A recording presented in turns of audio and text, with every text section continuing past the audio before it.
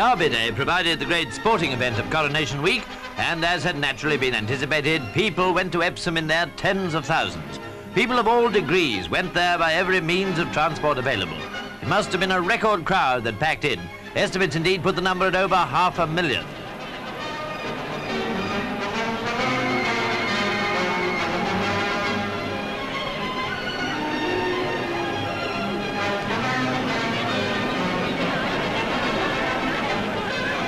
The light-hearted spirit of this festive week was certainly in evidence.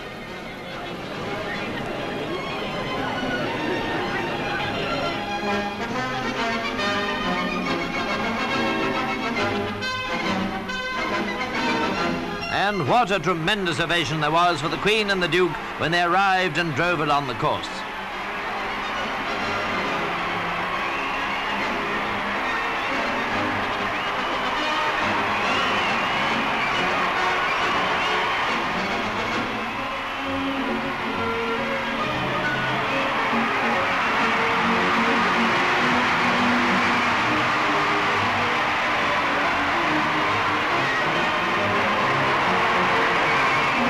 Her Majesty was received by Lord Rosebery, Jockey Club's tour.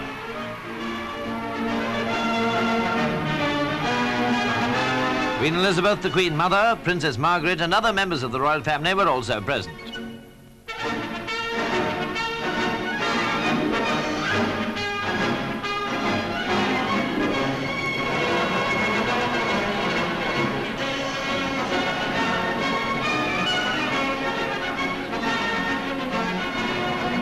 The question of the moment was, could Oriole, the Queen's colt, win? What a triumph that would have been.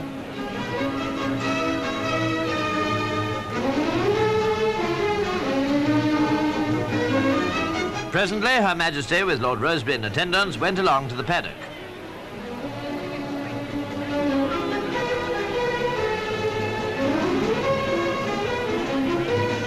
Here she had a final word before the race. First with Oriole's jockey, Carr. Then with Gordon Richards, or Sir Gordon Richards, as we must presently get used to saying.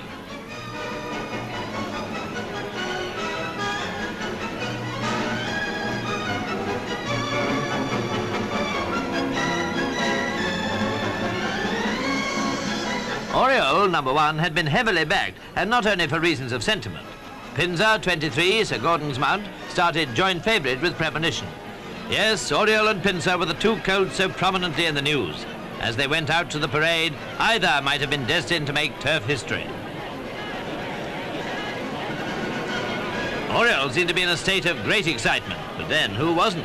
Well, Pinza wasn't, by the look of him. Could he win the derby for Sir Gordon Richards, now about to make his 28th attempt on the race?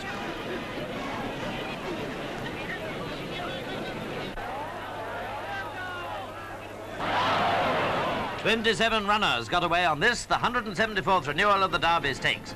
And off they went up the hill, which is itself a tough beginning to this very testing race of 1.5 miles.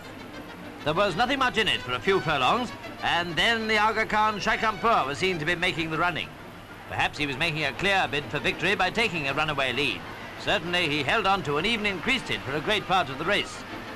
Mountain King, Jaffa II and Star of the Forest, leading from a bunch of horses that included Oriole, Premonition and Pinza. The Derby, however, isn't won at this stage, and if his backers thought Shaikampur was going to win it, in spite of his longish lead, they were quite mistaken.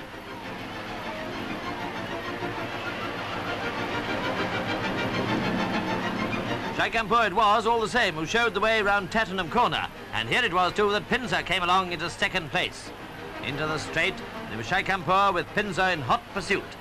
From now on, we can see just how Gordon brought his mount along with a devastating run that could only spell victory. When Pinza passed Shaikampur, the Aga Khan's hopes faded right away, and Oriole, followed by Pink Horse, now came through to take second and third places.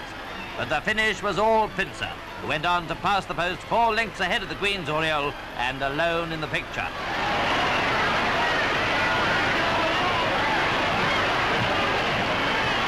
Her Majesty was obviously most excited, even if victory had eluded her.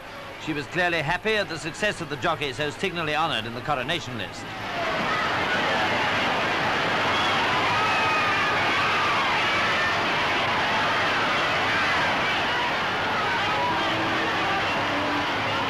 It was a long-coveted triumph for Pinza's owner, Sir Victor Sassoon, yes. But for the famous and popular jockey, it was the achievement of his one unfulfilled ambition.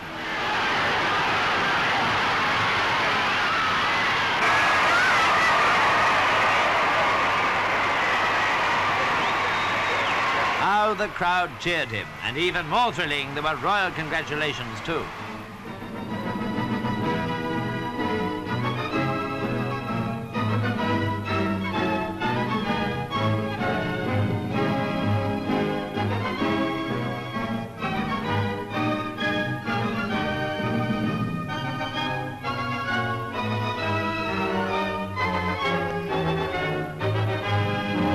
My word, what a moment it must have been for him. Knighthood and then a Derby win at last. This view of him coming in, taken from another angle, shows clearly that he found it almost too good to be true.